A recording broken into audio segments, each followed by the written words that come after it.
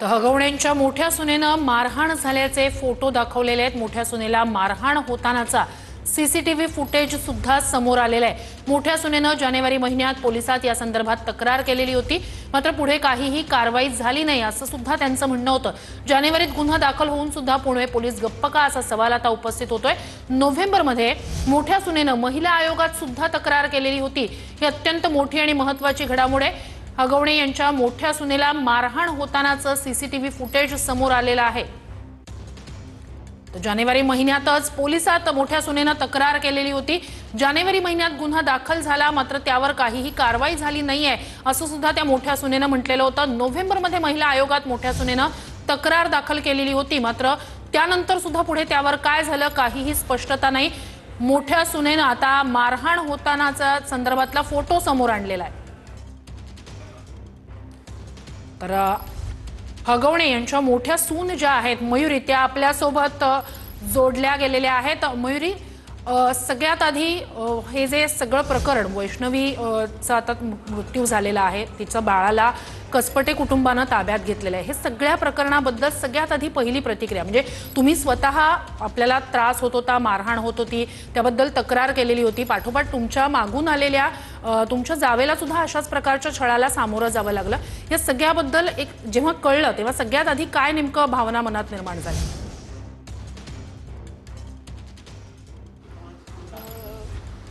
म्हणजे ती माझी जाऊ असून आम्ही कधी एकमेकांशी बोललो नाही, कारण की ह्या लोकांनी म्हणजे तिच्या मिस्टरांनी आणि माझ्या नंदेनी आम्हा कधी एकमेकींना बोलून सुद्धा दिलं नाहीये।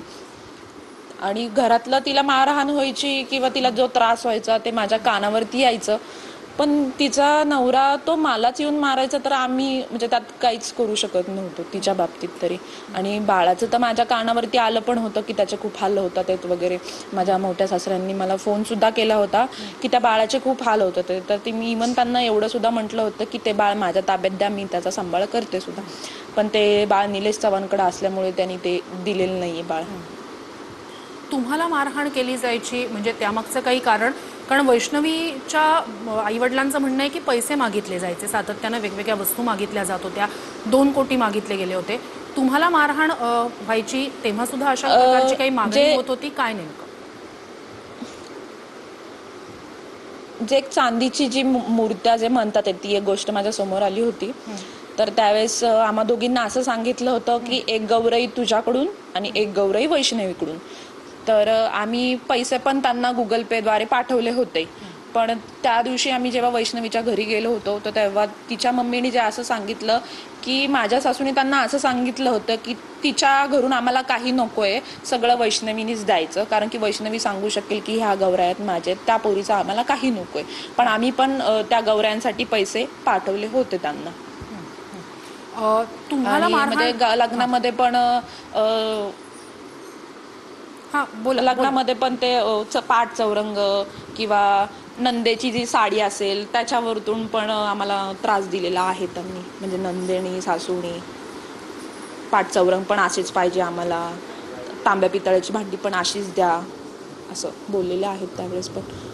आणि माझ्या नंदेनी म्हणजे जेव्हा माझं लग्न आम्ही उचलून दिलं, कारण की माझ्या घरी कोणच करणारं नव्हतं म्हणून आम्ही लग्न त्यांना उचलून दिलं होतं, तर पण लग्नानंतर वारंवार नणंद म्हणायची की मेकअप आर्टिस्ट हिने मला विचारून नाही ठेवले, मग हिच्याशी बोलायचं नाही कुणी, मग माझ्या बापानी सगळा पैसा लावलेला आहे 2 कोटी रुपये, आणि आम्हाला ते नाही का म्हणजे तू काम केलंच पाहिजे घरामध्ये असं, म्हणजे काम पण आम्ही खूप करायचो दोघी पण त्याची जाणीव त्या दोघींना नाही कधी झाली। तुमचं लग्न झालं म्हणजे तुमचा प्रेमविवाह आहे असं तुमच्या बोलण्यातनं आलंय, तर या सगळ्या प्रकरणाबद्दल घरी कळल्यानंतर अगदी प्रथमदर्शनीच त्यांनी मान्यता दिली होती का काय नेमकं? म्हणजे तुमच्या लग्नाला आधीपासूनच मान्यता होती की नंतर काही एक बोलणं झालं आणि मग त्यांनी मान्यता दिली?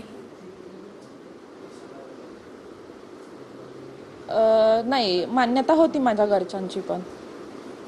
हगवणे कुटुंबाची मान्यता होती या सगळ्याला? म्हणजे त्यांनी अगदी प्रेमाने तुम्हाला स्वीकारलं होतं का तुमचा म्हणजे तुमचं एकमेकांवर प्रेम होतं म्हणून हे लग्न लावून देण्यात आलं? म्हणजे त्याबाबत काही कधी त्यांच्याकडनं बोलण्यात आलं का? म्हणजे ते वारंवार सुशीला म्हणायचे की तुझ्यामुळे आम्ही तिला घरात आणलेली आहे, नाहीतर त्यांची लायकी पण नाहीये घरात वगैरे आणायची. पण माझे मिस्टर कायम माझी साथ देऊन त्यांच्याशी भांडलेले आहे. पण ती एवढी क्रूर वृत्तीची लोक आहेत की माझ्या म्हणजे स्वतःच्या मुलाला ती एवढे मारू शकतात, तर ते सुनेचं पण काय म्हणजे काही करू शकतात ती लोक. तुमच्या पतीला मारहाण व्हायची असं तुमच्या बोलण्यातनं सातत्याने माझे येतंय. मिस्टर तर ती नेमकी का व्हायची? म्हणजे काय कारणानं आपल्याच मुलाला म्हणजे हे अगवणं आम्हाला कुटुंब मारत असेल? म्हणजे थोडक्यात त्यांचं असं म्हणणं होतं की ही पोरगी आघावे म्हणजे मी, आणि तू तिला सोडून दे, आम्ही तुझं दुसरं लग्न लावू, एका श्रीमंत घराण्यातली पोरगी तुला अशी मिळून जाईल. पण माझे मिस्टर कायम त्यांना म्हणायचे की मी तुम्हाला सोडून देईन, पण मी तिला कधीच नाही सोडून देणार. याच्यामुळे त्यांना पण खूप त्रास दिला. म्हणजे एवढा त्रास दिला ना त्यांनी की माझे मिस्टर माझ्यासमोर ढसाढसा रडायचे की स्वतःच्या मुलाला हे समजू नाही शकले तर हे तुला काय समजणार आहे कधी. पण त्यांनी मध्ये कधी फोर्स, मी त्यांच्याशी थोड्या दिवसांनी बोलणं पण बंद केलं होतं, पण मिस्टरांनी कधी मला त्रास नाही दिला की तू त्यांच्याशी बोललीच पाहिजे किंवा तू हेच केलं पाहिजे. किंवा त्यांनी मला त्रास होत होता म्हणून त्यांनी मला माझ्या माहेरी आणून सोडलं की ही लोक कधीच सुधारणारीतली नाहीये, आपण घर घेऊ, वेगळं राहू. इवन मी तिथं एका रूममध्ये 1.5 वर्ष काढलेली आहे. माझं तुम्ही आत्ताही जाऊन बघू शकता. तिथे माझं गॅस शेगडी असेल किंवा भांडी थोडी थोडी असेल, मी त्यात संसार माझा केलेला आहे 1.5 वर्ष. पण ह्या 1.5 वर्षामध्ये पण त्यांनी लाईटच काप, पाणीच बंद कर, आणि पुसायला कुठली बाई घरात येऊन नाही द्यायचे. म्हणजे गावात कोणालाही माझ्याशी बोलून नाही द्यायचे. कुणीही माझ्याशी बोललं तर त्यांना जाऊन ते भांडायचे की तुम्ही, ह्या दोघी मायले की भांडायच्या त्यांच्याशी की तुम्ही तिच्याशी कशाला बोलता, तुम्ही तिचे स्टेटस कशाला ठेवता, असं. मग हे माझे मिस्टरांनी विचारलं त्यांना की त्यांना ते मारहाण करायचे की तू बायकोचा बैलच आहे, तू तिची बाजूच घेतो, पार भुरळून गेलाय तिच्यामध्ये. आणि माझं लग्न जेव्हा होतं तेव्हा त्याच्या 2 दिवस अगोदर माझा ॲक्सिडेंट झाला होता. तर ते मी लग्नाला म्हणजे उभं पण राहू शकत नव्हते, कारण की डॉक्टरांनी तसं सांगितलंच होतं की मी लगेच ऑपरेशन केलं पाहिजे. पण त्याच्यानंतर जेव्हा मी माहेरी सासरी आले त्याच्यानंतर लगेच माझं ऑपरेशन केलं. पण मी माझ्या माहेरी न येता मी तिकडेच राहिले. त्यावेळेस म्हणजे मी वॉकरवरती चालायचे. म्हणजे माझी सासू माझ्यासाठी तेव्हा त्यांनी माझ्यासाठी केलेलं आहे, भरपूर केलेलं आहे. पण ते नंदेला त्रास व्हायचा की तू कशाला करतीस तिच्यासाठी, ती तिची जेवायला येईल इथं.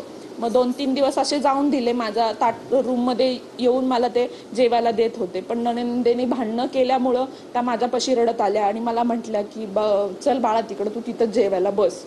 म्हणून मी म्हटलं की तुम्ही माझ्यासाठी त्रास नका करून घेऊ, मी येते तिकडं. मग त्यावेळेस मला वॉकर, म्हणजे माझ्याकडे फोटो पण असतील, ते मी वॉकरवर चालत जायचे तिथं. आणि मी तिथं म्हणजे नणंद म्हणायची की मी काय ठेका घेतलाय का सगळ्यांची कामं करायला, हिला काय आपण अशीच करून आणली आहे का, म्हणजे कामं करायला लावू तिला वगैरे. पण मला महिन्याभराचा तरी रेस्ट सांगितलं होता, पाय टेकवायचा नाही खाली असं मला सांगितलं होतं. तुम्हाला सगळ्यात आधी जेव्हा मारहाण झाली होती तेव्हा तुम्ही पोलिसात तक्रार केली होती का, की तेव्हा तुम्ही आईवडिलांकडे या सगळ्या संदर्भात सांगितलं होतं? काय नेमकं?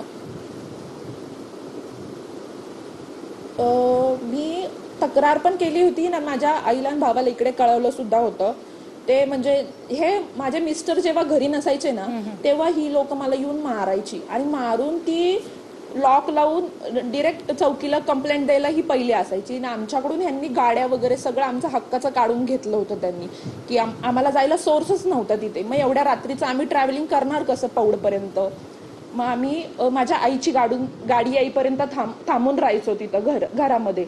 आणि मग माझ्या आईची गाडी आली की मग आम्ही पौड स्टेशनला जायचो. मग तिथं कंप्लेंट आमची घ्यायची. कंप्लेंट पण अशी घ्यायची की आम्ही NC म्हणजे प्रत्येक वेळेत माझी NCच घेतलेली, त्यांनी कधी दखल नाही घेतलेली. म्हणजे अक्षरशः माझ्या चेहऱ्यामधून ब्लड येत होतं तरी त्यांनी आम्हाला समजूत घातलेली आहे पोलिसांनी की तुम्ही मिटून घ्या, घरातले वाद आहेत हे. आणि मी 2दा मिटून सुद्धा घेतलं होतं.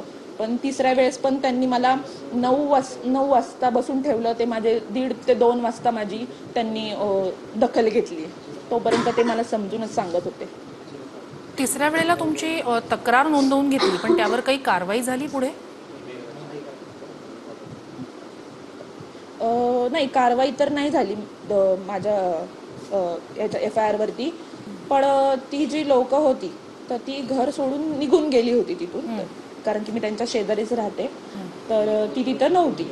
पण त्यांनी दुसऱ्या दिवशी येऊन आमच्या विरुद्ध त्यांनी क्रॉस कंप्लेंट दिली होती. माझ्या आईनी माझ्या नंदीला मारहाण केली अशी क्रॉस कंप्लेंट त्यांनी दिली होती.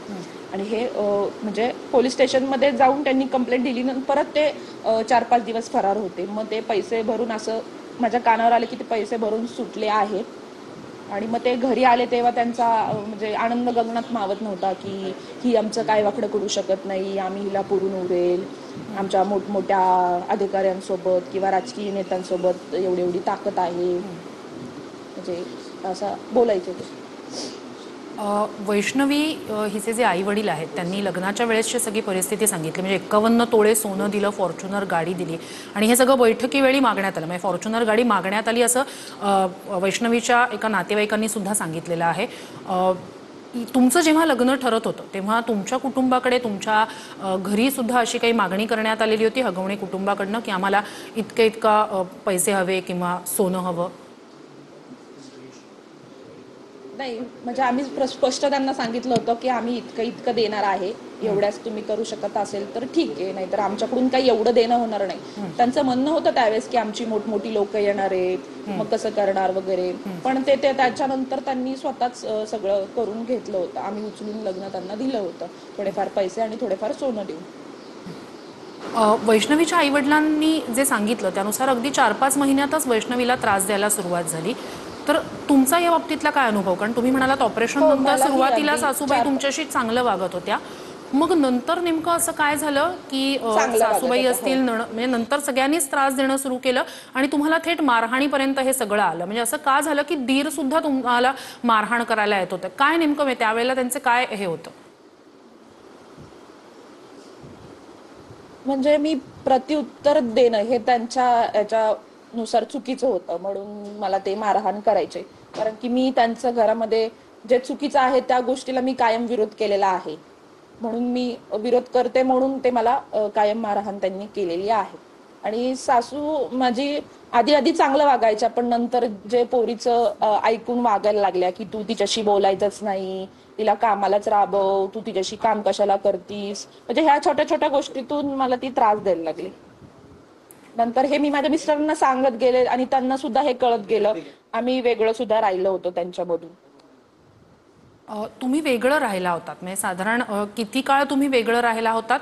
आणि तुम्ही हो. वेगळं राहिलात म्हणजे वेगळी स्वतंत्र रूम घेऊन राहिलात, तुम्ही तुमच्या बोलण्यात आलं बाजूलाच तुम्ही तिकडे राहत होतात, तर मग हे नेमकं कसं? म्हणजे ह्या सगळ्याला सुद्धा त्यांनी हो विरोध हो. केला असेल तर मग त्या दरम्यान तुम्ही ते सगळं कसं निभावून नेलं? माझ्या मिस्टरांची यात मुळात मला साथ होती, म्हणून हे सगळं निभावून गेलं. नाहीतर कदाचित याच्या जागी मी असते स्वतः, वैष्णवीच्या जागी मीच असते स्वतः, कारण की तिला कधी तिच्या नवऱ्याची साथ नाही मिळाली, म्हणून हे सर्वात झालेलं आहे. आणि राहायचा जो प्रश्न आहे, तर आमचं यांनी फायनान्शियली पण सगळं ब्लॉक केलं होतं. आणि ते आम्हाला फिजिकली, मेंटली, आम्ही बाहेर कुठं आम्हाला राहून पण देत नव्हते ते. म्हणून आमच्याकडे एक ऑप्शन होता की तो आमची जी रूम आहे बाहेरची, आम्हाला तिथंच संसार करणे हा आमच्याकडे ऑप्शन होता. मग माझ्या आईने मला ते इलेक्ट्रिक शेगडी वगैरे दिली. अजूनही तुम्ही तिथे गेले तरी ती अजूनही असेल तिथे, माझी थोडीशी भांडी वगैरे आहेत खाण्यापिण्यापुरती. कारण की घरामध्ये मला म्हणजे माझी नणंद अन्न सुद्धा द्यायची नाही मला, म्हणून मी तो वेगळा राहायचा ऑप्शन निवडला होता. की मी किचन मध्ये गेले की ती मध्ये उभे राहायची, किंवा मी चहा करायला लागले की, किंवा मी माझ्या कोणी कामगारांना सांगितलं, मावशींना सांगितलं मला चहा द्या, तर ही बोलायची की नाही तुम्ही बाजूला हो, मी चहा देते. आणि तो चहा इतका पाण्यागत असायचा की मी माझ्या अक्षरशः मिस्टरांना म्हणजे म्हटलंय की तुम्ही प्या हा चहा.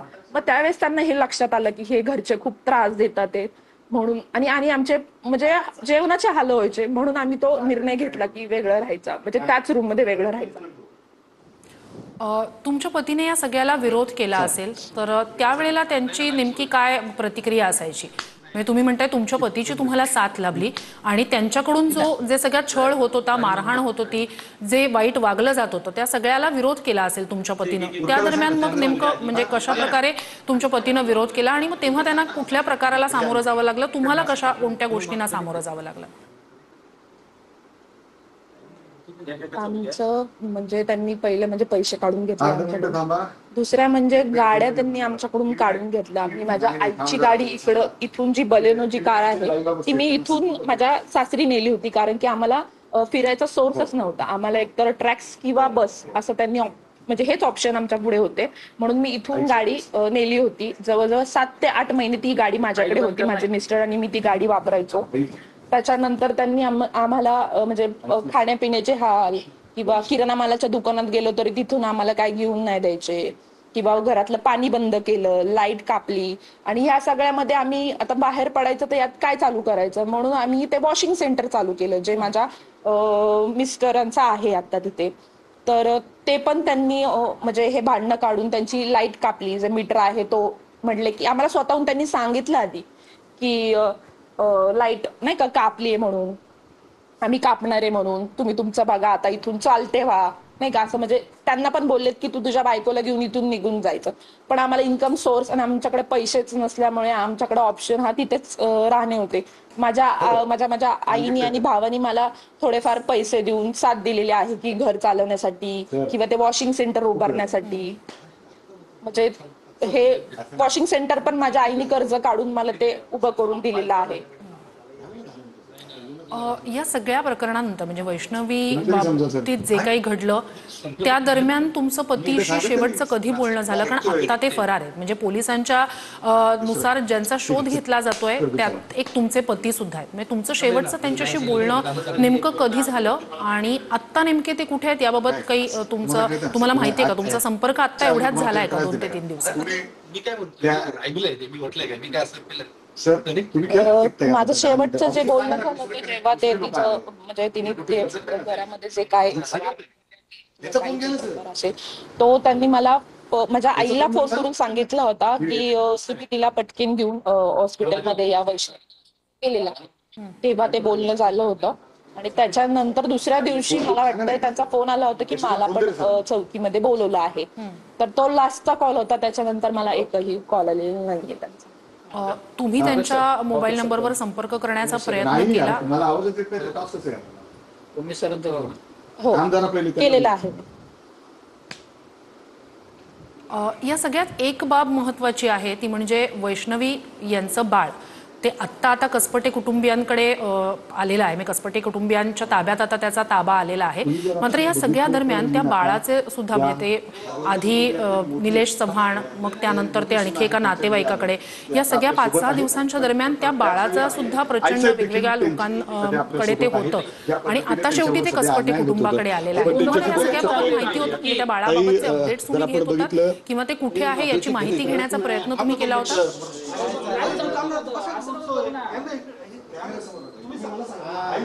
हो, मला माझ्या मोठ्या सासऱ्यांकडून माझे मोठे सासरे आहेत त्यांच्याकडून मला फोन आला होता की त्या बाळाची खूप हाल चालू आहेत मुलगी, काय करायचं, तू त्यांच्याशी बोलून बघतेस का, म्हणजे कसपटेंशी बोलून बघतेस का? तर मी म्हटलं होतं की हो, मी बाळाचा तुम्हाला नंबर देते, म्हणजे कसपट्यांचा नंबर देते तुम्हाला, तुम्ही त्यांच्याशी एकदा बोलून बघा, किंवा ते पण जर नसतील सांभाळ करत तर मी त्याचा सांभाळ करायला तयार आहे. एवढं सुद्धा माझं त्यांच्याशी बोलणं झालं होतं. बाळ कुठे अद्याप म्हणजे मला तरी अजून तरी माहित नाही. आणि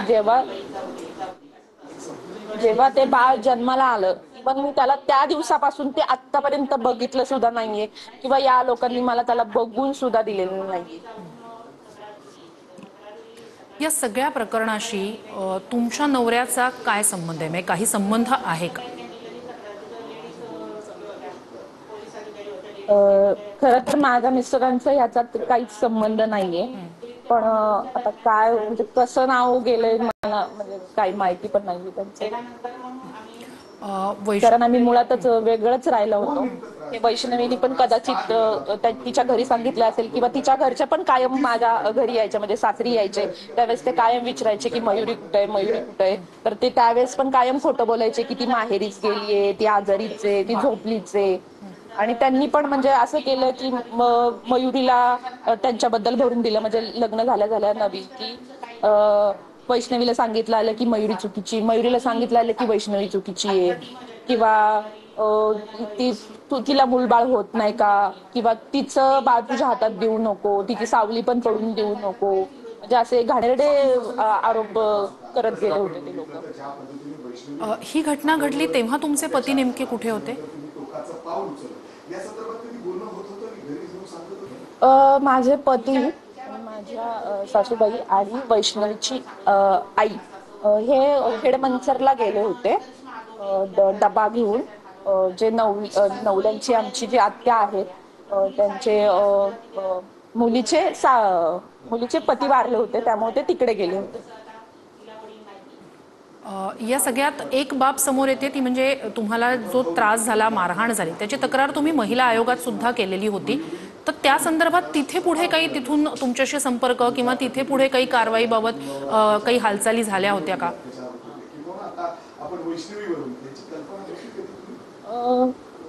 म्हणजे माझी कंप्लेंट ते घेत नव्हते, म्हणून मी त्यांच्याशी फोन केला होता त्यावेळेस माझ्याशी स्वतः काही बोलल्या होत्या की असं तसं कंप्लेंट घेणार ते, आणि त्यांना मेल सुद्धा केला होता, आणि त्याच्यानंतर आमची कंप्लेंट घेतली होती, पण त्यानंतर काय दखल नाही झाली.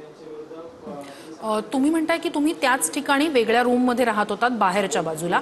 या सगळ्या दरम्यान तुमच्या पतीचं त्या घरात येणं जाणं होतं का? आईवडिलांशी काही बोलणं होतं का? किंवा मग त्या दरम्यानचं नेमकं वागणं कसं होतं हगवणे कुटुंबाचं? हो, कारण की आमची अजूनही म्हणजे जे काय फायनान्शियल आहे ते सगळं अजून एकत्र आहे, त्यामुळं त्यांचं जाणं येणं होतं. म्हणजे 1.5 वर्ष तरी ते माझ्यासाठी त्यांच्याशी बोलले नव्हते, पण आता या थोड्या दिवसात ते फायनान्शियल म्हणजे मला बोलले होते की आपण वेगळं राहूयात, आपण फ्लॅट घेऊयात, आपण यांच्यात नाही राहायचं, आपण वेगळं राहूयात. आणि फायनान्शियल कंडिशन म्हणजे जे व्यवहार जे आहेत, कारण की त्यांना इन्कम सोर्स ते कुठेच होऊन देत नव्हते, म्हणून त्यांना त्यांच्याशी बोलणं होतच, म्हणून ते त्यांच्याशी बोलायचे व्यवहारासाठी.